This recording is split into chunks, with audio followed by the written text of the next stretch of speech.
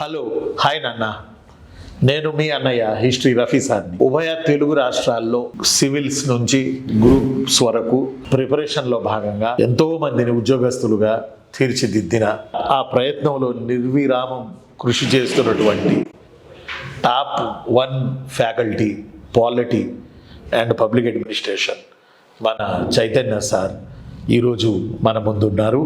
ఈ పాడ్కాస్ట్కి సంబంధించి ప్రధానాతి ప్రధానంగా ఈ రోజున యూత్ ఎదుర్కొంటున్న ముఖ్యమైనటువంటి ప్రాబ్లం, గ్రూప్స్కి కోచింగ్ తీసుకోవాలా, ప్లాన్ బికి వెళ్ళాలా, 1.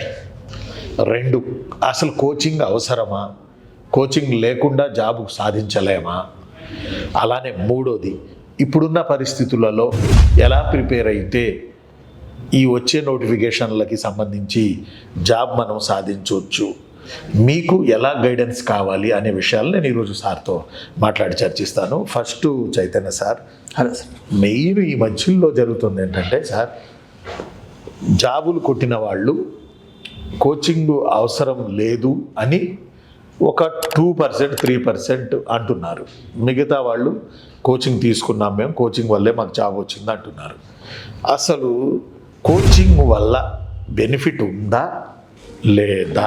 ఫస్ట్ థింగ్ సార్, కోచింగ్ వల్ల అడ్వాంటేజ్ ఉందా లేదా అంటే 100% కోచింగ్ వల్ల అడ్వాంటేజ్ ఉంది.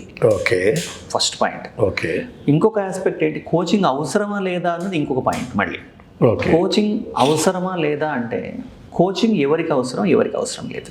ఫర్ ఎగ్జాంపుల్, ఒక అభ్యర్థి రోజుకు ఒక 10-12 గంటలు తనే ఇంట్లో ఉండి అన్నీ తెలుసుకుంటూ అలాగే సమయం వెచ్చించుకుంటూ తన తప్పులు తను తెలుసుకుంటూ అలా ముందుకెళ్ళినప్పుడు అతనికి చాలా సమయం వృధా.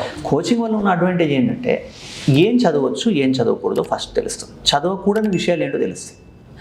నెక్స్ట్ ఏంటి, కోచింగ్లో ఉన్నప్పుడు అభ్యర్థి తన కోర్ గ్రూప్లో తనలాగా ప్రిపేర్ అవుతున్నటువంటి అభ్యర్థులతో పాటు ఉంటాడు కాబట్టి తన బలాలు ఏంటి, తను ఎంతవరకు తన సామర్థ్యం ఉంది ఇది తెలుసుకుంటాడు. రెండవది ఏంటంటే ఒక డిసిప్లిన్, అంటే రోజు క్లాస్ అటెండ్ అవ్వడము, మిగతా వాళ్ళతో చర్చించడము, ఒకవేళ టెస్టులు పెట్టినప్పుడు రాయడము, ఎవాల్యుయేషన్, ఇవన్నీ కూడా ఏంటంటే చాలా తొందరగా మనం ఒక గమ్యాన్ని చేరడానికి తోడ్పడుతుంది. ఇప్పుడు ఫర్ ఎగ్జాంపుల్ మనం ఒక 100 కిలోమీటర్లు ట్రావెల్ చేయాల్సి వస్తే మనం నడిచి వెళ్ళొచ్చు, 2 వీలర్లో వెళ్ళొచ్చు, 4 వీలర్లో వెళ్ళొచ్చు, ఎలాగైనా వెళ్ళొచ్చు.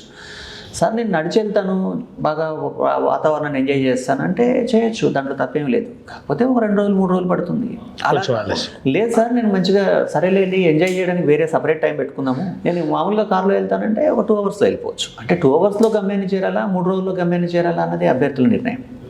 లేదు సార్, కొంతమంది హుస్సేన్ బోల్ట్ లాంటి పరిగెత్తే శక్తి ఉండొచ్చు వాళ్ళకి, వాళ్ళు వేరే, వాళ్ళు మినహాయింపు ఎప్పుడు కూడా. కాబట్టి నేను అబ్జర్వ్ చేసింది 20 ఏళ్లలో ఈ కోచింగ్ వ్యవస్థలో ఉన్నవాడిగా, కోచింగ్ అనేటువంటిది ఎప్పుడో ఒకప్పుడు ఏదో ఒక రకంగా అభ్యర్థికి ఖచ్చితంగా ఉపయోగపడుతుంది. కొంతమంది ఎలా ఉంటారంటే వాళ్ళ చిన్నప్పటి నుంచి వాళ్ళ కుటుంబంలో వాళ్ళ వాతావరణం, వాళ్ళ పరిస్థితులు, వాళ్ళన్నీ చాలా విషయాలు చదివి ఉంటారు. అంటే ఇప్పుడు ఫర్ ఎగ్జాంపుల్ ఫస్ట్ అటెంప్ట్లో ఒక ఆమె సివిల్ సర్వెంట్ అయింది అంటే వాళ్ళ నాన్న సివిల్ సర్వెంట్, వాళ్ళ అమ్మ సివిల్ సర్వెంట్, 4వ తరగతి నుంచి యూపీఎస్సీలో ప్రిలిమ్స్ ఏముంటుంది, మెయిన్స్ ఏముంటుంది, ఇంటర్వ్యూ ఏముంటుంది తెలుసు.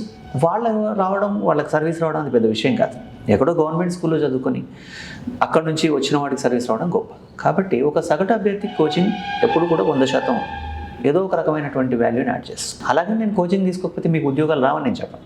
ఎందుకంటే మొదట్లో కోచింగ్ వ్యవస్థ ఏమీ లేదు, కానీ కోచింగ్ వ్యవస్థ వచ్చిన తర్వాత ఏమైంది అంటే అభ్యర్థులు సింప్లిఫై చేసుకోవడము, ఇదంతా ఒక ఆర్గనైజ్డ్ సిస్టమ్గా డెవలప్ అయింది ఇప్పుడు కదా. ఇప్పుడు ఒక అభ్యర్థి తనకు దాన్ని నేర్చుకోవడానికి 20 ఏళ్ళ నుంచి అదే సబ్జెక్టు నేర్చుకుని చెప్తూ ఉన్న వాళ్ళు చెప్పడానికి చాలా డిఫరెన్స్ ఉంటుంది కదా. అంటే వాళ్ళ సర్వీస్ వీళ్ళకి ఉపయోగపడుతుంది కాబట్టి మేజర్ అడ్వాంటేజ్. గ్రూప్ 1, గ్రూప్ 2 స్టేట్స్లో తెలంగాణ రాష్ట్రం కానీ ఆంధ్రప్రదేశ్ కానీ ఇప్పుడు నోటిఫికేషన్లు రానున్నాయి, రావాలి కూడా. ఆ దిశగా 2 రాష్ట్రాల్లో కసరత్తు జరుగుతుంది. మీరు న్యూస్ పేపర్స్లో వాటిలో చూస్తున్నారు. ఇప్పుడున్న పరిస్థితులలో అసలు ఈ గ్రూప్స్కి ప్రిపేర్ అవ్వచ్చా, లేకపోతే ఇంకేదన్నా చూసుకోవాలా, ప్లాన్ బి చూసుకోవాలా, ఎంతవరకు ప్రిపేర్ అయితే మనం ఘటన అవ్వగలం, అసలు ఈ సిచ్యువేషన్లో ప్రిపేర్ అవ్వాలా వద్దా, దుకాణం మూసేయాలా, ఇది ఒక మానసిక సంఘర్షణ సార్ నిజానికి ప్రిపేర్ అవుతున్నటువంటి అభ్యర్థులు, ముఖ్యంగా state public service commission. UPSC ఏంటంటే ఎవ్రీ ఇయర్ ఒక నోటిఫికేషన్ ఉండడము, ఒక రెగ్యులారిటీ ఉంటుంది. కానీ మనకు స్టేట్ పబ్లిక్ సర్వీస్ కమిషన్లో ఈ రోజు నోటిఫికేషన్ వస్తుంది, ఈ రోజు ఎగ్జామ్ జరుగుతుంది అనేటువంటిది ఎప్పుడూ లేదు. కాబట్టి ప్రిపేర్ అవ్వాలా వద్దా అంటే ఫస్ట్ థింగ్ ఎందుకు ప్రిపేర్ అవ్వాలి అనే క్లారిటీ అభ్యర్థికి ఉండాలి సార్. అంటే ఇక్కడ పాయింట్ ఏంటంటే ఇప్పుడు మనం 2025లో గ్లోబల్ వరల్డ్లో ఉన్నాం. చాలా అవకాశాలు ఉన్నాయి, చాలా రకాలైనటువంటి ఉద్యోగాలు దొరికేందుకు అవకాశం. ఈరోజు మనకి నిరుద్యోగిగా ఉండే పరిస్థితి అయితే లేదు. చదువుకున్న వాడు ఏదో ఒక పని అయితే దొరుకుతుంది, నిజంగా లేదు. అలాంటప్పుడు సార్ ఏదో ఒక పని చేసుకోవచ్చు, ఎంతో కొంత డబ్బు వస్తుంది, బాగానే ఉంటుంది కదా, ఇలా ఆలోచించుకుంటే వాళ్ళు వేరు.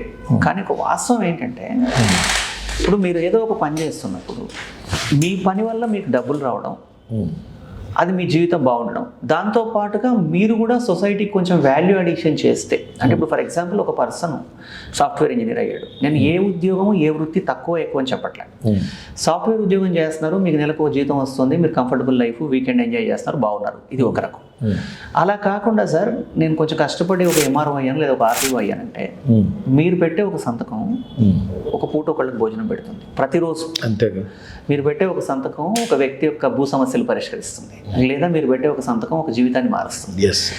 మీరు ఒక్కొక్కసారి మీకు అంటే ఇదేదో 9 to 5 జాబ్ కాదు, ఇది 24/7. ఆఫీస్కి 9 to 5 వచ్చినప్పటికీ కూడా 24/7 ఉన్నటువంటి సర్వీస్. ఇంకొకటి ఏంటంటే ఓ 30 ఏళ్ళ జీవితం, అంటే 30 ఏళ్ళు సర్వీస్లో, 30-40 ఏళ్ళు సర్వీస్లో ఉంటే ఒక అభ్యర్థి ఎన్ని జీవితాలు మారుస్తాడు. ఆ దృక్పథం ఉన్న వాళ్ళు మాత్రం ప్రిపేర్ అవ్వాలండి, ఫస్ట్ థింగ్ అది. మరి ఇంకొకటి ఏంటంటే సార్ నోటిఫికేషన్లు వస్తాయా రావా, ఒకవేళ రాకపోతే మా పరిస్థితి ఏంటి? ఎందుకంటే ముఖ్యంగా ఈ కాంపిటిటివ్ ఎగ్జామినేషన్లో, ముఖ్యంగా స్టేట్ సర్వీస్ ఎగ్జామ్ రాసే వాళ్ళలో ఎక్కువ మంది middle class, lower middle class నుంచి వచ్చిన వాళ్ళు ఉంటారు. అలాంటప్పుడు సార్ మరి మేము కోచింగ్ తీసుకోవాలో లేకపోతే ప్రిపేర్ అవ్వాలో ఏదో చేస్తాము. 20 ఏళ్ళ వయసు దాటిన తర్వాత ఓ సంవత్సరం ప్రిపేర్ అయిన తర్వాత నోటిఫికేషన్ రాలేదనుకోండి, అప్పుడు మేము వేరే జాబ్లోకి వెళ్ళాలంటే మేము అవుట్డేట్ అయిపోతాం. అదొకటి. రెండవది ఏంటంటే ఎంతకాలం వెయిట్ చేయాలి? హాస్టల్ ఫీజులు ఉంటాయి, రూమ్ రెంట్లు ఉంటాయి, ఇంకోటి ప్రెజర్ ఉంటుంది, పెళ్ళి అంటారు, కుటుంబంలో చాలా రకాల సమస్యలు ఉంటాయి. ఇవన్నీ ఉన్నప్పుడు మరి నోటిఫికేషన్లు రాకపోతే ఎందుకు ప్రిపేర్ అవ్వాలి అనేది వాస్తవంగా ఒక మానసిక సంఘర్షణ. నేననేది ఏమంటే ఈ కోచింగ్, ఈ కాంపిటిటివ్ ఎగ్జామినేషన్ రాయాలన్న ఆలోచన ఒకసారి మనసులో వచ్చిందంటే అది మనసులో నుంచి పోస్తాయి. 2 ఆప్షన్స్ ఉంటాయి, ఒకటి ఉద్యోగం రావాలి, 2 ఏజ్ అయిపోవాలి. ఈ రెండిట్లో ఏదో ఒకటి ఉంటుంది. కాబట్టి సిన్సియర్గా ఒక సంవత్సరం మీరు ప్రిపేర్ అవ్వండి. కాంపిటిటివ్ ఎగ్జామినేషన్ కోసం ప్రిపేర్ అయిన తర్వాత రేపు ఎగ్జామ్ పెట్టినా నాకు ఉద్యోగం వస్తుందన్న కాన్ఫిడెన్స్ వస్తుంది చూడండి. ఆ తర్వాత మీరు కావాలంటే, నేను స్టేట్ సర్వీస్ గురించి చెప్తున్నా స్పెసిఫిక్గా, ఓ 2-3 గంటలు మీరు ఏదైనా చేసుకుంటూ చదువుకోవచ్చు. ఈలోపు నోటిఫికేషన్ వచ్చి ఎగ్జామ్ జరిగిపోతే అంతకంటే ఇంకా కావాల్సిందేమీ లేదు. కాబట్టి ఒకసారి ఇంకొకటి ఏంటంటే చాలామంది అభ్యర్థులు గ్రాడ్యుయేషన్ తర్వాత ఈ ఆలోచనలు చేస్తున్నారు. డిగ్రీలో ఉన్నప్పుడే చేస్తుంటే వీళ్ళకి ప్రాబ్లం ఉండదు పాపం. కానీ డిగ్రీ అయిపోయిన తర్వాత ఎప్పుడో మనం కళ్ళు తెరుస్తున్నాం కాబట్టి అక్కడ ఏమవుతుందంటే మన టైం వేస్ట్ అవుతున్నట్టు అనిపిస్తుంది. కాబట్టి ప్రిపేర్ అయ్యే వాళ్ళు కాన్ఫిడెంట్గా ప్రిపేర్ అవ్వచ్చు. నేను ఇంకొకటి అది కూడా చెప్తాను. ఇప్పుడు గ్రూప్ 1 నోటిఫికేషన్ రాకపోతే గ్రూప్ 2 రాకపోతే గ్రూప్ 3 లేకపోతే VR1 పంచాయతీ సెక్రటరీ మరొకటి ఏదో ఒక నోటిఫికేషన్ వస్తుంది. లేదా సిమిలర్ సబ్జెక్ట్ తోటి మీరు ఇంకేదైనా రాయొచ్చు. లేదు ఓ 1 year ప్రిపేర్ అయిన తర్వాత మీరు కొంచెం స్కిల్స్ డెవలప్ చేసుకుంటే యూపీఎస్సీకి కూడా వెళ్ళొచ్చు. ఇలాంటివి ఏవైనా చేయొచ్చు. కాబట్టి ఒకసారి ప్రభుత్వ ఉద్యోగం పొందాలి అన్న కోరిక మనసులో వచ్చిన తర్వాత కొంచెం అప్పుడప్పుడు డీవియేషన్స్ ఉండొచ్చు, మన financial conditions, social conditions, family conditions వల్ల, కానీ అది పూర్తిగా పోదు. కాబట్టి సిన్సియర్గా ఒక 1 year ఎఫర్ట్ చేయండి, మంచి గైడెన్స్ తీసుకోండి, అలాగే బాగా ప్రిపేర్ అవ్వండి. మీకు మీరు సమాధానం చెప్పుకోండి. అంటే నిజంగా ప్రిపేర్ అవుతున్నామా లేదా అనేది మనం చెప్పుకోవాలి. అది మనకు తెలిసిపోతుంది. ఎగ్జామ్ రాసినప్పుడు కూడా తెలిసిపోతుంది మనకు ఉద్యోగం వస్తుందా లేదా అనేది. ఇవన్నీ జరుగుతున్నప్పుడు అభ్యర్థులు పెద్దగా ఆలోచించాల్సిన అవసరం ఉందని నేను అనుకోవట్లేదు. అది సిన్సియర్గా ప్లాన్ చేస్తే ఒక 1 yearలో ఏదో ఒక జాబ్ రావడం ఖాయం. మెయిన్ ఓర్పు ఉండాలి కదా సార్. ఖచ్చితంగా సార్. ఇంకొకటి ఇక్కడ అసాధారణమైన తెలివితేటలు కూడా అక్కర్లేదు. తెలివితేటల కన్నా కూడా కాన్స్టెంట్గా ప్రిపేర్ అవ్వడమే చాలా చాలా ఇంపార్టెంట్. ఓర్పు ఉండాలి. మెయిన్ ఓర్పు ఉండాలి. ఎందుకంటే సార్ మీరు సర్వీస్లోకి వెళ్ళిన తర్వాత కూడా ఇది ఎక్కువ ఉపయోగపడుతుంది. ఎందుకంటే ఇప్పుడు ఒక ఎంఆర్ఓ ఆర్డీఓ అయిన తర్వాత ఒక ట్రైబల్ ఏరియాలో పనిచేస్తుంటే ఒక ట్రైబ్ వచ్చి నీతో సాధ్యం కానివన్నీ నేను చేయమని అడుగుతాడు. అప్పుడు అతనికి మీరు సమాధానం చెప్పకుండా ఇరిటేట్ అవుతే మీకు అది న్యాయం అనిపించవచ్చు, కానీ వాళ్ళ వైపు నుంచి అది తప్పనిపిస్తుంది. అలా ఉండడానికి కావాల్సినటువంటి నైపుణ్యాలు ప్రిపరేషన్లోనే వచ్చేస్తాయి. 1,00,000 కోరికలతో ఉంటారు జనాలు, వాటన్నిటిని సాటిస్ఫై చేసుకుంటూ వెళ్ళాలి. అది సాధ్యం కానప్పుడు ఓర్పుకు సమాధానం చెప్పాల్సిన అవసరం కూడా ఉంది. కానప్పుడు మీరు అన్నట్టు కరెక్ట్ మాట అన్నారు, ఓర్పుతో సమాధానం చెప్పాల్సి ఉంటుంది. అసలు ఎన్నో సంవత్సరాల నుంచి ప్రిపేర్ అవుతున్నప్పుడు జాబు ఎందుకు రాదు? ఇది చాలా ఇంపార్టెంట్ అండి. మనం చూస్తుంటాం చాలా మందిని. కొంతమంది అంటే నేను చూసినంతలో కూడా ఇప్పుడు మనం 2025లో ఉన్నాము. 2015-16 నుంచి ప్రిపేర్ అవుతున్న వాళ్ళు అశోక్ నగర్లో నాకే డజన్ల మంది తెలుసు. మీరు కూడా చూస్తారు ఎంతోమందిని. వీళ్ళందరికీ సర్వీసులు రాకపోవడానికి కారణం ఏంటి? వాళ్ళు తెలివైన వాళ్ళు కాదా అంటే, వాళ్ళకి ఎంత తెలుసు అంటే ఆల్మోస్ట్ చాలా విషయాల మీద పూర్తి అవగాహన ఉంటుంది. సబ్జెక్ట్ తెలుసు, మాట్లాడగలరు, ఇవన్నీ తెలుసు. కాకపోతే ఒకటి ఏంటంటే, మేజర్ థింగ్ ఏంటంటే సార్, కాంపిటిటివ్ ఎగ్జామినేషన్లలో ఇక్కడ ఈ ఉద్యోగాలు రాని వాళ్ళు చేస్తున్న తప్పులు ఏంటి అనేది ఒక ఎగ్జాంపుల్ రూపంలో చెప్పాల్సి వస్తే, వాళ్ళు ఏం చేస్తున్నారంటే, చేతిలో హైదరాబాద్ మ్యాప్ ఉంది సార్, వాళ్ళు ఎదుగుతున్నదేమో బెంగళూరులో, వాళ్ళకి కావాల్సిందేమో తాజ్మహల్. ఇది ఎప్పటికీ సాధ్యం అవుతుంది మీరు చెప్పండి? ఇప్పుడు మీ సబ్జెక్టే ఉంది సార్, హిస్టరీ సబ్జెక్ట్. ఒక అభ్యర్థి ఏం చేస్తున్నాడంటే, స్కూల్ పుస్తకాలు చదవాలని తెలుసుకుని వెళ్ళి first world war, second world war, league of nations, జాతిగా భారతదేశం లాంటివన్నీ చదువుకున్నాడు. ఒక 15 రోజులు పెట్టాడు అనుకుందాం. ఎన్ని మార్కులు వస్తాయి జనరల్ స్టడీస్ పేపర్లో ఒకవేళ అని అంటే ఏమీ రాకపోవచ్చు. ఎందుకంటే సిలబస్లో ఉన్నది మోడర్న్ ఇండియా, మిడ్వేల్, యాన్షియంట్ ఉంది, కానీ first world war, second world war, world history లేదు. అంటే ఏది సిలబస్ ఉంది, ఏది సిలబస్ లేదో తెలుసుకోకపోవడం ఒకటి. రెండవది ఏంటంటే, ఖచ్చితంగా నెంబర్ ఆఫ్ టైమ్స్ చదవాలి. ఒకటి, నెంబర్ ఆఫ్ బుక్స్ చదవకూడదు. మళ్ళీ నెంబర్ ఆఫ్ టైమ్స్ ఒకే బుక్ చదవాలి. వాళ్ళకి సిలబస్ ఏంటి అనేది 99%, ఈవెన్ కోచింగ్ తీసుకొని వాళ్ళని పక్కన పెడితే, కోచింగ్ కంప్లీట్ చేసిన వాళ్ళలో కూడా 99% ఆఫ్ ద అభ్యర్థులకి ఎగ్జాక్ట్గా సిలబస్ ఏంటో, సిలబస్ ఏది కాదో తెలియకపోవడం ఒక రూపం. రెండవది ఏంటంటే, ఎగ్జామినేషన్ మెథడ్ని అర్థం చేసుకోలేకపోవడం. అంటే ఒక ఎగ్జామినర్ ఏం అడుగుతున్నాడు, అభ్యర్థి నుంచి ఏం ఆశిస్తున్నాడో తెలుసుకోకుండా మనం ప్రిపేర్ అయినప్పుడు ఎన్ని సంవత్సరాలు ప్రిపేర్ అయినా రాదు సార్. ఇప్పుడు నేను హైదరాబాద్ నుంచి గంటకు 300 కిలోమీటర్ల వేగంతో కర్నూలు వైపు నేను నా కార్ డ్రైవ్ చేస్తున్నప్పుడు నేను విశాఖపట్నం చేరుకునే అవకాశమే లేదు. చూసే వాళ్ళందరికీ నేను అద్భుతంగా డ్రైవ్ చేస్తున్నట్టే ఉంటుంది. కాకపోతే ఏంటి, నేను రాంగ్ రూట్లో వెళ్తున్నాను. చాలా మంది చేస్తున్న పొరపాటు అది. అందుకే రాదు ఉద్యోగం. మరి వీళ్ళు డ్రైవింగ్ ఎక్స్పర్ట్ కాదా? అద్భుతమైన డ్రైవర్. కాకపోతే వీళ్ళకి ఛానలైజ్ చేసుకోవాల్సినటువంటి అవసరం ఉంది. అంటే మనకి సిలబస్ ఏంటి, సిలబస్ ఏది కాదు. కానీ రియాలిటీ ఏంటంటే, మనం చెయ్యాల్సినంత చేయాలి, కానీ చేయగలిగినంత చేస్తే సరిపోతుంది. నేను ఇంతే చేయగలను, నేను ఇలాగే చేయగలను, నాకు ఉద్యోగం రావాలంటే రాదు. ఉద్యోగం రావడానికి మనం ఏం చేయాలో అది చేయాలి ఒకటి. రెండవది ఏంటంటే, నెంబర్ ఆఫ్ ఆల్టర్నేట్స్ పెట్టుకుని దాంట్లో ఇది కూడా ఒక ఆప్షన్ కింద చూసేవాళ్ళకి కాదు. నేను చూస్తున్నప్పుడు ఏంటంటే, సార్ నేను ఒక 1 year ప్లాన్ చేసుకుని వచ్చాను, నేను ఒక సాఫ్ట్వేర్ ఇంజనీర్, ప్రెసిషన్లో ఉన్నాను, ఇప్పుడు 1 year ప్రిపేర్ అవుతాను సార్, వస్తే ఓకే, అదర్వైజ్ నేను మళ్ళీ కంటిన్యూ అయిపోయి. ముందే మీరు రాకపోయడానికి మెంటల్గా ప్రిపేర్ అయినప్పుడు ఇలా వస్తుంది ఒకటి. రెండవది ఏంటంటే, ఇక్కడ చాలా ఓపిక కావాలి, చాలా లోతైన సబ్జెక్టులు, అవన్నిటిని మైక్రో లెవెల్లో అర్థం చేసుకోవాలి. ఇవన్నీ తెలుసుకోకుండా ఏళ్ల తరబడి ప్రిపేర్ అయినంత మాత్రం అవ్వదు కదా. కాబట్టి ఇక్కడ సంవత్సరాలు సమయం కాదు. మీరు అదే విధంగా గమనించండి, కొంతమంది 8-9 నెలల్లోనే ఉద్యోగాలు పొందిన వాళ్ళు ఉన్నారు. అలాగే మొన్న మీరు గమనిస్తే గ్రూప్ 1లో సగటు, నేను చాలా అంటే మాక్ ఇంటర్వ్యూస్లో చూశాను, సగటు వయసు 24-25 సంవత్సరాలు ఉంది. మరి వాళ్ళందరికీ ఎలా వచ్చాయి? ఏపీ గ్రూప్ 1 టాపర్ అమ్మాయి 2023, 2018 అమ్మాయి టాపర్, అంతే, చిన్న వయసు. అది ఎలా సాధ్యం అవుతుందంటే, ప్రాపర్ వేలో వెళ్ళడం, సరైన దారిలో వెళ్ళకపోతే లేట్ అవుతుంది. అంతేగాని ఇంకొకటి, ఇవన్నీ వీళ్ళకి తెలుస్తాయి. మేము తప్పు చేసామని, రాంగ్ రూట్లో వెళ్ళామని, ఎక్కడెక్కడ తరపడి అవన్నీ తెలిసేలోపు వాళ్ళ టైం అయిపోతుంది. అంటే ఏజ్ అన్న అయిపోతుంది, వాళ్ళు ఎఫర్ట్ చేయలేని కండిషన్ అన్న వస్తుంది. ఇంకా తర్వాత ఫ్యామిలీ ఇష్యూస్, ఇంకా రకరకాల సమస్యల వాళ్ళు డ్రాప్ అయిపోతారు అట్లా.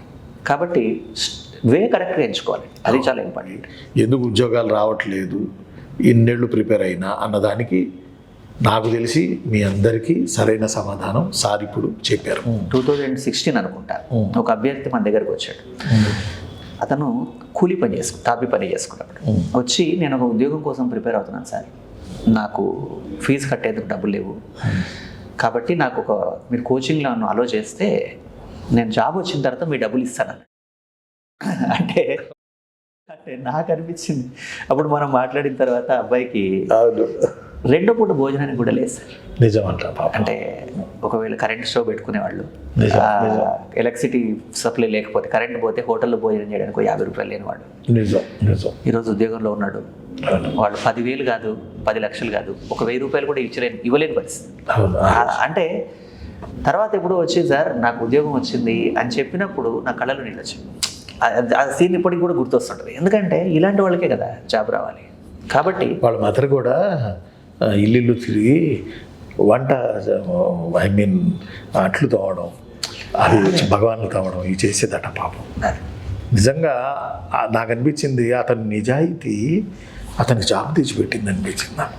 అవసరం కూడా కదా సార్. నిజాయితీ వ్యక్తిత్వ లక్షణం అబ్బాయి. కానీ ఆ ఉద్యోగం రాకపోతే వేరే ఆప్షన్ లేదుగా, మళ్ళీ అలాగే బతకాలిగా.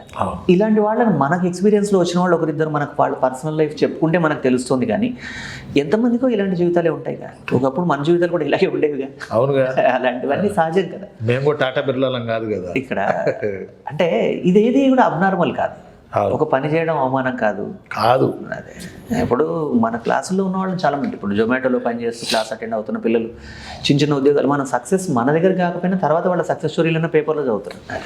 ఆ కోణంలో తీసుకోవాలి. ఇప్పుడు అదే ఏటీఎం సెక్యూరిటీగా ఒక బాబు నిలబడి ఉన్నారు. కొత్తగా బట్టల షాపులు ఓపెన్ చేస్తే అందులో పనిచేసే మన అమ్మాయిలు ఉన్నారు, డిమార్ట్లో చేసేవాళ్ళు ఉన్నారు. ఇవేమీ తప్పు కాదు. డిగ్నిటీ ఆఫ్ లేబర్, అది కూడా మనం తెలుసుకోవాలి. తప్పు కాదు. అట్లా మనం చదివాం, ఇదే కాఫీ హోటల్లో చేస్తాడా, టీ షాప్ పెడతాడా, ఇవి ఎదుటోళ్ళు చూసి హిహిహి అన్నా ఆర్డర్ పైసా ఇవ్వరు. మనకి ఎవడో 5 పైసలు ఇచ్చేవాడు లేడు, ఎవ్వరు కూడా, చుట్టాలు కూడా ఇవ్వరు. మనం సార్ చెప్పినట్టు మనల్ని మనం మౌలు చేసుకుని ముందుకెళ్లాల్సిందే. అంతే కదా. Very good. భాస్కర్ని గుర్తు చేసుకున్నాం. భాస్కర్ అప్పుడు ఏసీటీఓ అయ్యాడు, బహుశా ఇప్పుడు డీసీటీఓ, డిస్ట్రిక్ట్ దానికి హెడ్ అయి ఉండొచ్చు కమర్షియల్ ట్యాక్స్లో. ఇప్పటికీ రఫీ సారు, చైతన్య సారు, ఆ తర్వాత మన వెంకటేశ్వర సారు అంటే ఆయన పంచ ప్రాణాలు.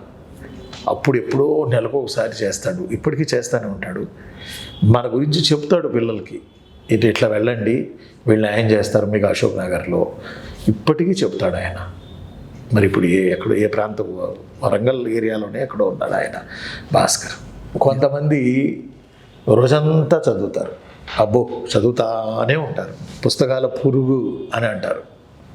మరి కొంతమంది కొద్దిసేపు చదువుతారు, పుస్తకాలు పక్కన పడేస్తారు, కొంత చిల్ అవుతారు. కొంతమంది యూత్ ఈ ప్రిపరేషన్ చేసేవాళ్ళు. అసలు ఈ మెథడ్ ఎలాగా? ఈ కొంతమంది చదవగానే 2 గంటలు చదవగానే అక్కడ పడేసి వెళ్తారు, మరి కొంతమంది చదువుతానే ఉంటారు. అసలు ఈ పోటీ పరీక్షలకు వచ్చినాక అకాడమిక్ వదిలేద్దాం, ఈ పోటీ పరీక్షలకు వచ్చిన తర్వాత అసలు ఎన్ని గంటలు చదవాలి, ఎంత సమయం చదవాలి? ఈ ఎన్ని గంటలు అనే దానికన్నా ఎంత క్వాలిటీగా చదివినాము అన్నది చాలా ఇంపార్టెంట్. క్వాలిటీ ఎంత బాగా చదువుతాం. ఇంకొకటి ఏంటంటే మనం అవర్స్ టుగెదర్ కూర్చొని పేపర్లు తిరిగేస్తూ ఉంటే సమయం గడుస్తుంది కానీ బుర్రలోకి ఎక్కడం ఉండకపోవచ్చు. కొంతమంది క్వాలిటీ టైం స్పెండ్ చేస్తారు, అంటే చదివేది 3-4 గంటలైనా చాలా పర్ఫెక్ట్గా చదువుతారు. ఎన్ని గంటలు అనేది వాళ్ళ రిసీవింగ్ కెపాసిటీని బట్టి. కొంతమంది బాగా గ్రాస్ప్ చేయగలరు, వాళ్ళు ఎక్కువ గంటలు కూర్చోలేకపోవచ్చు, కానీ నేర్చుకున్నంతసేపు గట్టిగా నేర్చుకుంటారు. కొంతమంది స్లో లెర్నర్స్ ఉంటారు. ఇక్కడ పాయింట్ ఏంటంటే అసలు ఎన్ని గంటలు అనే ప్రశ్న ఎట్లా, అసలు ఎందుకంటే ఇన్ని గంటలు చదివితే ఉద్యోగం వస్తుంది అనేటువంటి ఒక రాంగ్ నోషన్ ఒకటి ఉంది. ఇప్పుడు నేనేమన్నానంటే, ఇప్పుడు మీరు ప్రిపరేషన్ స్టార్ట్ చేశారు, ఒక ఉద్యోగం పొందాలనుకున్నారు. ఇప్పుడు ఒక టాపిక్ స్టార్ట్ చేశారు అనుకుందాం. ఫర్ ఎగ్జాంపుల్ ఏదో ఒక టాపిక్ స్టార్ట్ చేసిన తర్వాత ఒక పాయింట్ తర్వాత, అంటే మొదట్లోనే ఆసక్తి కలుగుతుందని నేను చెప్పను. కొన్ని రోజుల తర్వాత సబ్జెక్ట్ మీద ఆసక్తి కలిగినప్పుడు టైం తెలియదు, ఇంకా చదువుతూనే ఉంటారు. అయితే ఈ కొంతమంది విజేతలు చెప్పినట్టుగా రోజుకు 16 గంటలు 18 గంటలు చదవడం ప్రాక్టికల్గా సాధ్యం కాకపోవచ్చు. అది ఎప్పుడంటే ఇంకొక 1 మంత్ ఎగ్జామ్ ఉంది, అలాంటప్పుడు అవుతుంది. కానీ చాలామంది ఏంటంటే మొదట్లో రోజుకి ఒక 4-5 గంటలు, మొదట్లో 1 గంట అట్లా మొదలు పెట్టేసి ఒక 2-3 నెలల్లో దాన్ని ఒక 5-6 గంటల లెవెల్కి తీసుకొస్తారు. అది స్టేబుల్గా కంటిన్యూ చేస్తారు. ఇంకొకటి ఏంటంటే కొంతమందికి ఒక చిన్న ఇది ఉంటుంది ఏంటంటే, ఇప్పుడు మనం రోజు ఒక 5 గంటలు 6 గంటలు ప్లాన్ చేసుకున్నాం. ఈరోజు ఒక ఫంక్షన్ జరిగింది, లేకపోతే ఇంకేదో హెల్త్ ప్రాబ్లం వచ్చింది, లేదా బంధువులు వచ్చారు, ఇంకేదో జరిగింది, ఓ రోజు పోయింది. ఈరోజు పోయింది అని బాధపడుతూ ఇంకో 3 రోజులు వేస్ట్ చేస్తారు. అలా కాదు, అది మనుషులో ఉన్నప్పుడు అలాగే జరుగుతున్నాయి. మీరు ఈరోజు 6 గంటలు ప్లాన్ చేసుకున్నారు, 4 గంటలు చదివారు, రేపు 6 గంటలు ప్లాన్ చేసుకున్నారు, 3 గంటలు చదివారు, ఇట్లా 4 సార్లు జరుగుతుందంటేనే మీరు కరెక్ట్గా ఉన్నట్టు. అవును, మొదటి దశ అంతే కదా. అంటే అన్నీ అట్లా పర్ఫెక్ట్గా జరగడానికి మనం హ్యూమన్ బీయింగ్స్, మనుషులం కాబట్టి ఇవన్నీ జరుగుతాయి. సగటుగా ఒక సంవత్సరంలో రోజుకి 5-6 గంటలు చదవగలిగితే అభ్యర్థి ఒక ఉద్యోగం పొందడానికి కావాల్సినటువంటి స్థాయి వచ్చేస్తుంది ఒకటి. రెండవది ఏంటంటే, ఈ చదువుతున్నప్పుడు కాన్సెప్ట్లు అర్థం చేసుకొని చదవడం చాలా చాలా ఇంపార్టెంట్. ఏదో పేరుకు చదవాలి అంటే, ఇంకా కొంతమంది నేను గమనించాను, సార్ నేను మార్నింగ్ 6 o'clock స్టార్ట్ చేశాను, 8 లోపు నేను పలానా టాపిక్ కంప్లీట్ చేయాలని చెప్పేసి 7 అయిపోగానే ఆ పేపర్లు వెనక్కి తిప్పేసి తిరిగేస్తూ ఉంటారు. అంటే టార్గెట్ అచీవ్మెంట్ అని. అట్లా ఉపయోగం లేదు. మీరు 10 పేజీలు చదవాలనుకున్నప్పుడు మొదట్లో మీకు 3 పేజీలు 4 పేజీలు అవుతున్నాయంటేనే మీరు రైట్ వేలో ఉన్నట్టు. తర్వాత రివిజన్లలో అది మారుతుంది, ఒక స్థాయికి వచ్చిన తర్వాత సరిపోతుంది. ఇక్కడ 6-7 గంటలు అనేది 5 గంటలు స్టేబుల్గా చదివినా కూడా సరిపోతుంది. 14 గంటలు 24 గంటలు అవసరం లేదు. లేదు, అది అవుతుంది. అంటే ఈ అభ్యర్థి రోజుకి 14 గంటలు కాదు, 24/7 ఆ మైండ్లో ఉంటాడు సార్. అంటే ఇప్పుడు గ్రూప్ 1 అనేది రాస్తున్నాడు అనుకోండి, రోడ్డు మీద ఎక్కడన్నా రోమన్ అంకి కనపడ్డా, ఒకటి కనపడ్డా, ఒక ఫీల్ గుడ్ ఫ్యాక్టర్ మనసులో కలుగుతూ ఉంటుంది. వన్ అని ఇది నాకు సంబంధించింది అని ఓన్ చేసుకుంటుంటాడు. ఆ ఫీలింగ్ ఉంటుంది, 24/7 అది ఉంటుంది మైండ్లో. కానీ ప్రిపరేషన్ అనేది మాత్రం 6-7 గంటలు ఉంటుంది. తర్వాత లాస్ట్ ఎగ్జామినేషన్ దగ్గర పడే కొద్దీ పడుకున్నప్పుడు కూడా మైండ్లో సబ్జెక్టే తిరుగుతుంటుంది. అది వాళ్ళకి చెప్తుంది, వాళ్ళ ఇన్నర్ వాయిస్ చెప్తూ ఉంటుంది, నీకు ఉద్యోగం వస్తుందని కూడా చెప్తుంది. అది తెలిసిపోతుంది అన్నట్టు. దీనికి అలా మీరు టైం పెట్టుకోకండి. ఫస్ట్లో మీరు స్టార్ట్ చేసేసి మెల్లమెల్లగా ఒక్కొక్క సబ్జెక్టు నేర్చుకుంటూ వెళ్ళండి. అప్పుడు మీరు యావరేజ్గా 5-6 గంటలు ప్లాన్ చేసుకోగలిగితే చాలా సక్సెస్ఫుల్ అవ్వచ్చు. అదే. కానీ ఈ ప్రభుత్వ ఉద్యోగానికి ప్రిపేర్ అవ్వడం అనేది నా దృష్టిలో మొదట వ్యక్తిగతం. నేను బాగుండాలి, నా కుటుంబం బాగుండాలి, నా ఆర్థిక స్థితి బాగుండాలి, నాకు ఒక హోదా కావాలి, ఇలా స్టార్ట్ చేస్తాం. కానీ ఒక స్టేజ్ తర్వాత అది సామాజికం అవుతుంది. ఎలా అవుతుందంటే, నీకు ఒక ఉద్యోగం వస్తే ప్రిపేర్ అవుతున్న వాడికి నీ కుటుంబంలో 4 ప్రేరణ, ఊర్లో అందరికీ ప్రేరణ, నిన్ను ఒక రోల్ మోడల్గా చూసుకొని 4 ఉద్యోగాలు వస్తాయి. ఒక తెలివైన వాడు నిజంగా తన వ్యక్తిగతమైనటువంటి ప్లాన్లెస్నెస్ వల్ల, లోపం వల్ల ఫెయిల్ అయ్యాడు అనుకోండి, ఆ ఊర్లో చాలామంది అవకాశాలను అతను దెబ్బతీసినట్టు అవుతుంది పరోక్షంగా. ఎలా అంటే, ఇప్పుడు ఈ అబ్బాయికి మంచి మార్కులు వచ్చాయి గ్రాడ్యుయేషన్లో, ఇతను కోచింగ్ తీసుకున్నాడో లేదా ప్రిపేర్ అయ్యాడో ఏదో అయింది, ఇతనికి సర్వీస్ రాలేదు, ఇతనికి ప్లానింగ్ లేకపోవడం. పక్కింట్లో ఒక పిల్లోడు ఎవరన్నా ఉద్యోగానికి ప్రిపేర్ అవుదాం అనుకున్నా, వాళ్ళ నాన్న ఏం చేస్తాడంటే, అరే వాడికే రాలేదని తెలివైన వాడు నీకు ఎలా వస్తుందిరా, రోల్ మోడల్ చూపిస్తాడు. అలాగే ఏంటంటే, నాకు ఉద్యోగం వస్తే నేను బాగుంటాను అని అనుకోవడం ఒకటి సార్. కానీ మీరు అబ్జర్వ్ చేయండి, ఒక బేసిక్ స్టేజ్ దాటాక మనందరికీ కూడా మనం తినడానికి తిండి ఉంది, సమాజంలో మనకు గుర్తింపు ఉంది, మనకి కావాల్సిన ప్రాథమిక అవసరాలు తీరాయి అన్నాక ఇంకా అల్టిమేట్ గోల్ ఆఫ్ లైఫ్ ఏంటి జీవితంలో? ఒక వ్యక్తి అంటే మనం చేస్తున్న పని ఒకళ్ళ జీవితంలో ఆనందాన్ని నింపుతుంది అన్న ఫీలింగ్ మనకుంటే ఉద్యోగాలు తొందరగా వస్తాయి. అది చాలా ఇంపార్టెంట్. అంటే ఉద్యోగం పొందాలనుకున్న వాళ్ళకి నీకు ఉద్యోగం వస్తాయి. అంటే మిడిల్ క్లాస్, లోయర్ మిడిల్ క్లాస్లో ఉన్న ఉద్యోగం వచ్చిన వాడికి ఆకలి తెలుసు, బాధ తెలుసు, సోషల్గా ఎట్లా చూస్తారు, డబ్బు లేనప్పుడు ఇవన్నీ తెలుసు, ఈ పెయిన్ తెలుసు. కాబట్టి అన్ని పెయిన్స్ తెలుసు. మీ దగ్గరికి ఒక వ్యక్తి వచ్చి ఒక సర్టిఫికేట్ అడిగినప్పుడు మీరు సహానుభూతితో పనిచేస్తారు, ఆ ఎపతి ఉంటుంది. ఇలా చేయడానికి మీకు ఒక అవకాశం ఉద్యోగం. ఇంకొకటి ఏంటంటే, ప్రిపరేషన్ని అభ్యర్థి కనుక ఎంజాయ్ చేయగలిగితే, అంటే అది ఒక స్టేజ్ దాటిన తర్వాత జరుగుతుంది. నేను అందరు లేపినట్టుగా ఇష్టపడి చదవండి అని ఫస్ట్లోనే చెప్పలేను, కానీ సబ్జెక్ట్ చాలా నేర్చుకుంటాడు. చాలా నేర్చుకున్నప్పుడు మీ పర్సనాలిటీలో చాలా మార్పు వస్తుంది, చాలా విషయాలు తెలుస్తాయి కదా. ఆ తెలుసుకున్న క్రమంలో వ్యక్తిగా మీరు రూపాంతరం చెందుతారు. ఒక మాటలో చెప్పాలంటే, ప్రిపరేషన్ అనేది ఒక ట్రాన్స్ఫర్మేషన్. అంటే ఎట్లా చెప్పొచ్చు అంటే, ఒక రకంగా మనకి బుద్ధుడు ఎలా మారాడో ఒక మామూలుగా, అట్లా వ్యక్తి కూడా ఏమవుతాడు, మామూలు వ్యక్తి నుంచి ఒక పరిణిత వ్యక్తిగా, స్పందన ఉన్న వ్యక్తిగా మారుతాడు. మీరు ఒక అంటే హ్యూమన్ రిసోర్స్గా మారుతారు, మంచి మానవ వనరుగా మారుతారు. అది మీరు దేశానికి ఎంత వాల్యూ అయినా యాడ్ చేసిన వాళ్ళు అవుతారు కదా. అది మనకు బోనస్ అనుకోవాలి.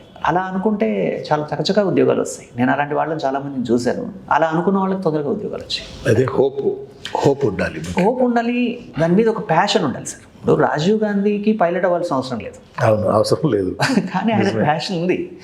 పైలట్ అయ్యాడు, ఆయన పైలట్గా చాలా మంచిగానే పనిచేశాడు. తర్వాత పరిస్థితుల్లో ఆయన ప్రధానమంత్రి అయ్యాడు, అది విషయం. ఇంకొకటి, ఒక ఉద్యోగం నిజంగా పొందే ప్రాసెస్లో మనిషి నేర్చుకునేది ఏదైతే ఉంటుందో, అక్కడ మీరు ఎఫర్ట్ చేయడము, ఫెయిల్ అవ్వడము, సక్సెస్ అవ్వడము, ఎన్నో దెబ్బలు తిన్నాకే కదా వస్తుంది ఏదైనా. ఇవన్నీ జీవితంలో ఒక మనిషి పరిణితిని మారుస్తాయి. మీ సామాజిక జీవితం, మీ వ్యక్తిగత జీవితం, ఇవన్నీ కూడా చాలా హై లెవెల్లో ఉంటాయి మిగతా వాళ్ళతో పోలిస్తే. ఇది చాలామంది ఈ కోణంలో చూడరేమో బహుశా, కానీ ఒక సక్సెస్ అనేది మీకు ఒక ఉద్యోగం రావడం కాదు. ఉద్యోగం ఒక ఉపాధిని క్రియేట్ చేస్తుంది.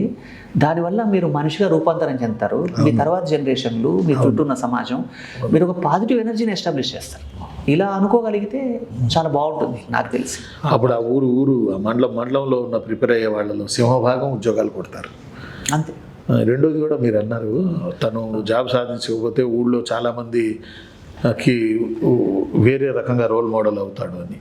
అంటే ఇప్పుడు నాకేం ఆలోచన వస్తుందంటే, అసలు చెప్పకుండా ప్రిపరేషన్ చేసుకుంటే, డబ్బా కొట్టుకోకుండా, అంటే ఇక్కడ ఇంకొకటి జనాలకు పెద్దగా చెప్పుకోకుండా, ఆ మేరకు అటెన్షన్లో ఉండవు కదా. అంటే కొత్తగా ప్రిపేర్ అయ్యే వాళ్ళకి అది తెలియదు కాబట్టి ఏం చేస్తారంటే, ఇప్పుడు గ్రాడ్యుయేషన్ అయిపోయిన పిల్లవాడు ఏం చేస్తున్నాడు అని కుటుంబం ఒకటి వేదన, తల్లిదండ్రుల్ని వేధిస్తారు, అడుగుతారు. ఇక్కడ పాయింట్ ఏంటంటే ఇప్పుడు ప్రిపేర్ అవుతున్న అభ్యర్థి ఉన్నాడు, ఈ అభ్యర్థికి పెళ్లి చేసుకోవాలా వద్దా, ఇతని పెళ్లి అనేది వీళ్ళ మదర్కి వీళ్ళ ఫాదర్ కన్నా ఇటు పక్కింటోడికి ఎక్కువ ఇంట్రెస్ట్, వాడికి కావాలి ప్రతి విషయం, వీడికి సంబంధించిన విషయాలు ఏంటి అనేది ఆడికే కావాలి. కాబట్టి ఇక్కడ మనం అందరికీ చెప్పినప్పుడు ఏమవుతుందంటే, రాష్ట్రపతి ఎన్నికలకు నోటిఫికేషన్ అన్నాడు అనుకోండి, అది గ్రూప్ 1 నోటిఫికేషన్ అని అడుగుతాడు వాడు, అది ఏంటో తెలియదు ఒకటి. ఇంకొకటి ఏంటంటే సమాజంలో ఒక పెసిమిజం కూడా ఉంటుంది సార్. ఒక మంచి వ్యక్తి పిల్లోడు వాడు కనుక మంచివాడై ఉన్నప్పటికీ కూడా అటు ఫెయిల్ అయితే చూసి ఆనందించే వర్గం ఒకటి ఉంటుంది, అదే బంధువర్గంలో అదే స్నేహితుల్లో అది కూడా ఒకటి ఉంటుంది. కాబట్టి వీలైనంత వరకు అందరికీ చెప్తూ అలా కన్నా దాన్ని బాగా అందరికీ ప్రచారం చేస్తే ఈ వ్యక్తులకు సోషల్ ప్రెజర్ ఎక్కువైపోతుంది, తెలియకుండానే అందరూ ప్రిపేర్ అయ్యే వాళ్ళ మీద ప్రెజరు, వాళ్ళ కుటుంబం మీద ప్రెజర్. ప్రిపేర్ అయ్యేవాళ్ళు మీ వరకు మీ జీవితం మీరు చూసుకుంటూ ముందుకు వెళ్ళిపోవడం. మన హైదరాబాద్లో మన అశోక్ నగర్లో 40 నెంబర్ బస్సు వెళ్ళే దారిలో ఒక రాయి ఇసిరితే ఏదో ఒక ఇన్స్టిట్యూట్ మీద పడుతుంది. రాయి అంటే కోపంగా ఇసిరేయి కాదు, మామూలుగా అన్ని ఇన్స్టిట్యూట్లు ఉన్నాయని చెప్పడం నా ఉద్దేశం. మరి ఇన్ని ఇన్స్టిట్యూట్లు ఏ ఇన్స్టిట్యూట్ని ఎంచుకోవాలి అంటే సార్, ఇన్స్టిట్యూట్ ఎంపిక ఎలా చేసుకోవాలి? ఇక్కడ ఈరోజు మనకి 21వ శతాబ్దపు సమస్య ఏంటంటే ఇన్ఫర్మేషన్ ఓవర్లోడింగ్, అత్యధిక సమాచారం లభిస్తుంది, ఓవర్లోడింగ్ అయింది అంతే. దీనివల్ల ఈ సోషల్ మీడియా ప్రచారాలు, సోషల్ మీడియాలో బాగా చెప్పడాలి. మీరు ఒక ఇన్స్టిట్యూషన్ ఎంచుకునే ముందు కొన్ని ప్రైమరీ ప్రికాషన్స్ తీసుకుంటే మీ డబ్బు మీ సమయం రెండూ ఆదా అవుతాయి. అది ఇన్స్టిట్యూషన్లో జాయిన్ అవ్వాలనుకున్నవాడు ఫస్ట్ థింగ్ ఏంటంటే ఆ ఇన్స్టిట్యూషన్ ర్యాంకులు చూడకండి. ఆ ర్యాంకులలో ఏ ర్యాంకులు అంటే ఇప్పుడు మీరు చూస్తున్నట్లయితే ఒకే ఫోటో అన్ని ఇన్స్టిట్యూషన్లలో ఉంటుంది, అది గమనిస్తే చాలు. అదొకటి.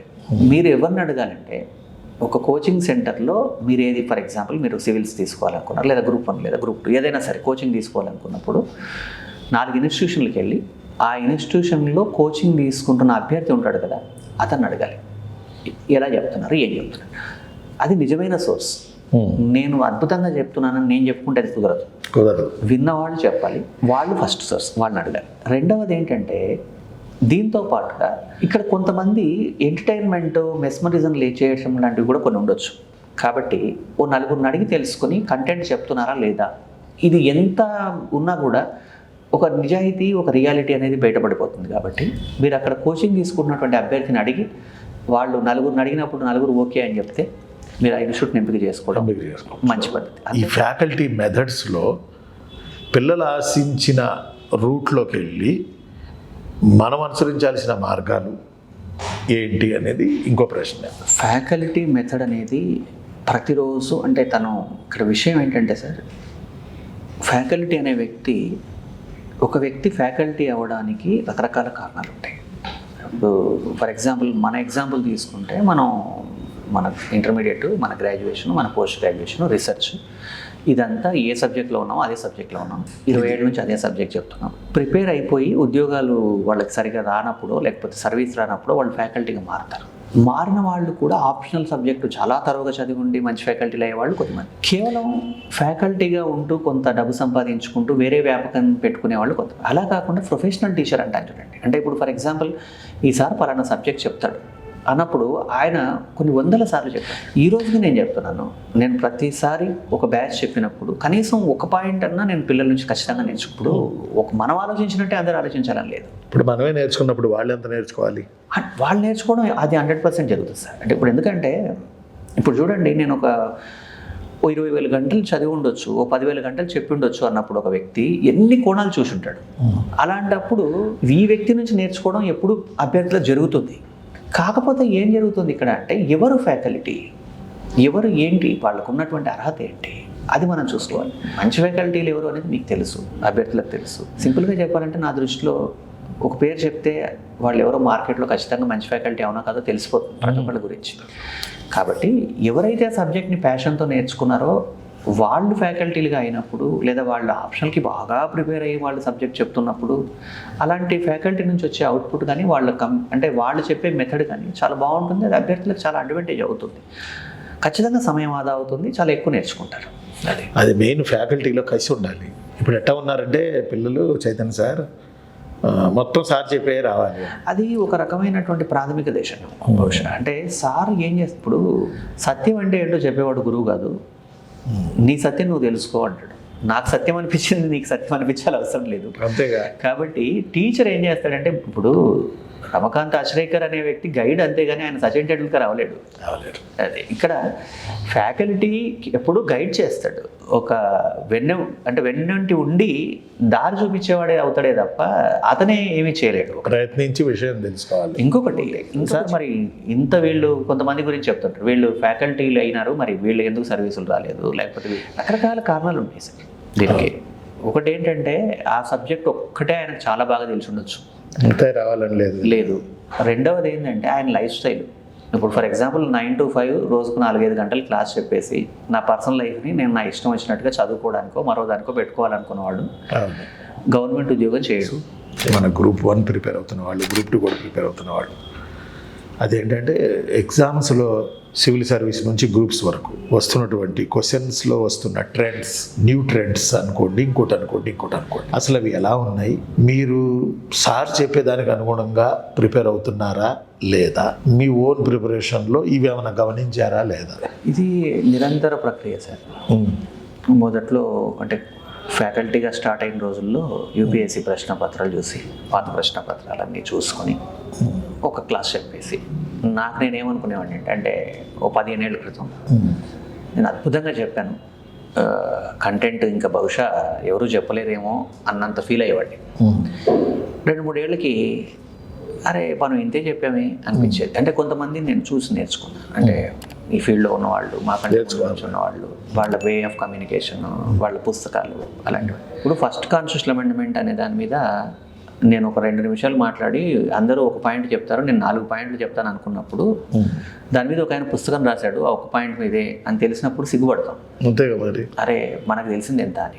అంటే ఈ ప్రాసెస్లో ఏమవుతుందంటే ఒక వినయం వస్తుంది తెలియకుండా, అది గొప్పగా చెప్పుకోవడం నిజంగానే వస్తుంది. ఎందుకంటే ఈ దేశంలో చాలామంది చాలా ఎఫర్ట్ చేసి ఉంటారు. ఈ ప్రాసెస్లో ఒక బ్యాచ్ చెప్పినప్పుడు, రెండో బ్యాచ్ చెప్పినప్పుడు, మూడో బ్యాచ్ చెప్పినప్పుడు, అలా బ్యాచ్లో 100 బ్యాచ్లు చెప్పే ప్రాసెస్లో చాలా నేర్చుకుంటాం. మీరు నమ్ముతారో లేదో, కరోనాలో ఉన్న పీరియడ్లో almost all UPSC state public service కమిషన్లో అప్పటికే చూసుండి అన్నీ చూసుండడం వల్ల అన్ని స్టేట్స్ యొక్క పబ్లిక్ సర్వీస్ కమిషన్ ఎగ్జామినేషన్ ప్రశ్న పత్రాలు అన్నీ ఒకసారి చూసి ఎలా అడుగుతున్నారు ఏంటి, ఇంకా ఎక్కడన్నా ఒక ప్రశ్న అడిగితే ఎలా అడుగుతారు, డిఫరెంట్ మోడల్ పేపర్స్ అన్నీ చూస్తున్నప్పుడు ఏమవుతుందంటే అరే మనం ఇలా ఆలోచించలేకపోయామే అని అనిపిస్తుంది. క్వశ్చన్లు కూడా చాలా మారుతున్నాయి. ఈ మధ్యకాలంలో ట్రెండ్ చాలా మారింది. ఇప్పుడు ఫండమెంటల్ రైట్స్ అడిగే కాలం వేరు. మొన్న ఎప్పుడో యూపీఎస్సీలో క్వశ్చన్ ఊంబ్ రైట్స్, గర్భస్థ శిశువుకు ఉండే హక్కుల గురించి.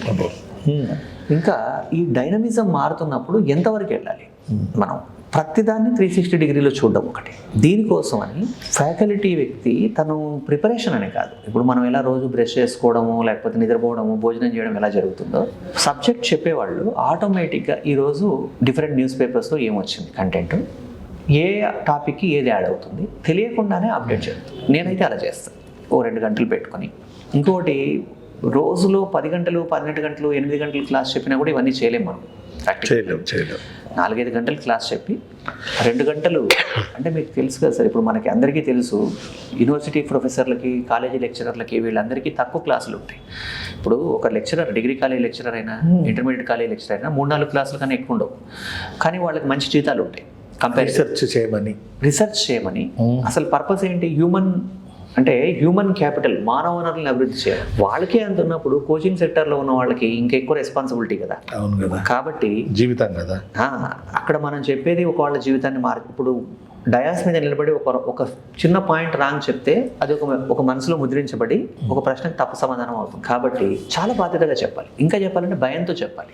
నాకు అనిపిస్తుంది ఎప్పుడైనా కూడా ఏంటంటే, ఎప్పుడైనా ఎవరైనా సర్వీసు మన క్లాస్లో ఉన్న వాళ్ళని మనం గుర్తుపడతాం, వాళ్ళ పేర్లు తెలుసుకోకపోయినా ఎక్కడైనా కనపడితే ఏమైంది మీరు పలానా ఎగ్జామ్ రాశారు కదా, ఏమైందని అడిగినప్పుడు సార్ 2 మార్కులు పోయింది, 3 మార్కులు పోయింది అన్నప్పుడు నేను ఇమీడియట్గా అడిగే ప్రశ్న ఏంటంటే పాలిటీలో ఎన్ని వచ్చాయని. అంటే ఆ అభ్యర్థి చెప్తాడు, సరే బాబు మంచిది, ఇంకోసారి ట్రై చేయి, ఇంకో సీరియస్గా ప్రిపేర్ అవ్వు, ఏం కాదు ఇలాంటివి జరుగుతుంటాయి అని చెప్పి పంపిస్తావే. కానీ మనసులో ఉంటుంది. ఆ రోజు నాకు అనిపించేది ఏంటంటే, చాలాసార్లు అనిపించిన విషయం, ఈ బ్యాచ్ చెప్పినప్పుడు నేను వీళ్ళ క్లాస్లో సర్కస్ అన్నా చేసి ఓ 2 పాయింట్లు యాడ్ చేసి ఉంటే, ఇంకో 2 పాయింట్లు వచ్చి ఉంటే అభ్యర్థి, నేను చెప్పానా లేదా, ఇంకో 2 మార్కులు అభ్యర్థికి వచ్చి ఉంటే ఉద్యోగం వచ్చేది కదా. అంటే ఈ 2 మార్కులు ఏమవుతుంది, వీడి పెళ్ళి 5 ఏళ్ళు లేట్ అవుతుంది. అంతేగా. తర్వాత వీడి పిల్లలు స్కూల్ పోతున్నప్పుడు వీడి క్లాస్మేట్ పిల్లలు పెళ్ళిళ్ళు అవుతాయి. ఇలాంటివన్నీ జరుగుతాయి. అంటే ఒక జీవితంలో 4-5 ఏళ్ళు వెనక్కి తీసుకొస్తాం. అంటే ఎంతో కొంత ఇప్పుడు ఒక ఫ్యాకల్టీగా మనం భోజనం చేస్తున్నాం, లేకపోతే ఓ మినిమం జీవితం బతుకుతున్నాం అంటే అదంతా ఇక్కడ నుంచి వచ్చింది అన్నప్పుడు అది సోషల్ రెస్పాన్సిబిలిటీయే కదా, సామాజిక బాధ్యత కదా అనిపిస్తుంది. నా కెరీర్లో చైతన్య సార్ ఒకసారి ఒక అతను అప్పట్లో ఫీజులు 25 ఏళ్ళకి 25 years బ్యాక్ 1500 అట్లా ఉండేది. అప్పుడు రైస్ బ్యాగు 500-600 ఉండేది. అదేలే, ముగ్గురు వచ్చి 2 వచ్చి జాయిన్ అయ్యారు. ఆ రోజు వాళ్ళు జాయిన్ 1500-1400 కట్టారు, వాళ్ళు ఫీజు కట్టారు. అవి తీసుకువెళ్ళి నేను 2 బ్యాగ్స్ 25 kgs 2 బ్యాగ్స్ బియ్యం కొనుక్కొని బండి మీద వేసుకొని, బండి ఏదో చిన్నది ఉంది అప్పుడు, తీసుకెళ్ళి ఇంట్లో వేసి అందులో నుంచి బియ్యం తీసి మావిడ వండి తిని మధ్యాహ్నం వాళ్ళ క్లాస్కి 2ంటికి వచ్చాను. 2ంటికి వచ్చి వాళ్ళిద్దరిని లేపి, మీరు మార్నింగ్ డబ్బులు కట్టారు కదా 1450 ఎంతో 1500 ఇచ్చి 2 బ్యాగ్స్ కొన్నాను నేను, నాకు ఒక 3 నెలలు ఇబ్బంది లేదు, మా ఇంట్లో నేను మా ఆవిడ మా అబ్బాయి ముగ్గురికి చిన్నపిల్లాడు, మీరు ఇచ్చిన డబ్బులతో ఈరోజు అన్నం తిని వచ్చానాయా నేను, అందువల్ల మీ జాబు కొరకు నేను సర్వశక్తులా ప్రయత్నం చేసి మీకు పాఠాలు చెప్తాను అని చెప్పాను నేను. నిజంగా వాళ్ళకి అప్పుడు జాబులు వచ్చినాయి. ఆ టైంలో బాగా కష్టపడ్డారు వాళ్ళు. మేము కూడా చెప్పాము, ఇప్పుడు చెప్తున్నాం, ఎప్పుడూ చెబుతాం. మా పని ఏంటంటే మీకు చెప్తుండడమే మా పని. చెప్పడం అనేది ఫస్ట్ థింగ్, 2 గంటలు క్లాస్ చెప్తే 2 గంటలు పిల్లలకి ఒక నేర్పించామన్న ఫీలింగ్ వాళ్ళు ఎంజాయ్ చేస్తారు. అవును, వాళ్ళతో పాటు 100సారి చెప్తున్నా మనం ఎంజాయ్ చేస్తాం. అవును, డబుల్ బోనస్ తర్వాత విషయం. డబ్బులు రావడం అనేది తర్వాత. అసలు ఎంజాయ్ అయిపోతే ఇన్నాళ్ళు ఎట్లా ఉంటాం? ఇప్పుడు ఏం చేస్తాం? ఇప్పుడు 100 కోట్లు వచ్చాయనుకోండి, రేపు ఏదో ఒక కేరళ లాటరీయో లేకపోతే దుబాయ్ లాటరీయో అయినా కూడా నెక్స్ట్ డే క్లాసే కదా చెప్పి, క్లాసే చెప్పాలి. 20 ఎకరాల పొలం ఉంటుంది, చాలా కష్టపడి డెవలప్ చేసి ఉంటాడు 2 ఎకరాల నుంచి. ఇప్పుడు అదో 20 కోట్లు 15 కోట్లు అయి ఉంటుంది, కానీ రోజు సేమ్ అదే పొలం పని చేస్తుంటాడు. ఎందుకంటే అది నువ్వు పని మనిషిని పెట్టొచ్చుగా, ఇంకొకటి పెట్టుంటాడు, కానీ పని చేయడం తనకు ఆనందం అట్లా, అంతే తప్ప ఇంకోటి ఉండదు దాంట్లో. మేము కూడా అదే ఆనందాన్ని అనుభవిస్తూ ఉన్నాం. ఎన్నో విషయాలు ఈరోజు మనం మాట్లాడుకున్నాం ఈ పాడ్కాస్ట్లో. సార్ మనకి ఆయన విలువైన సమయాన్ని మనకి ఇచ్చారు, అసలు దొరకరు. ఈరోజు మనం కూర్చొని సార్ని కూర్చోబెట్టి మనం చెప్పించుకోగలిగాము. అది మీరిచ్చిన, నాకు మీరిచ్చిన శక్తి అది. ఈ శక్తి వల్ల సార్ని నేను ప్రశ్నలు అడగగలిగాను. చాలా విషయాలు మనం పంచుకున్నాం. దీంతో మీరు ఉత్తేజితులై, దృఢ నిశ్చయులై, మీరు ప్రిపరేషన్ని మరింత వేగరం చేస్తూ, అర్థమైందా మీకు, మీ లక్ష్యాలు చేరుకోవాలని మేమందరం కోరుకుంటూ ఈ పాడ్కాస్ట్ని ముగిస్తున్నాం. మళ్ళీ ఇంకో పాడ్కాస్ట్లో ఇంకొక టాపిక్ మీద మనం ప్లాన్ చేద్దాం. ఈ సబ్జెక్ట్ మీద ఈసారి మనం ప్లాన్ చేద్దాం సార్ తోటి. Thank you very much. Thank you sir.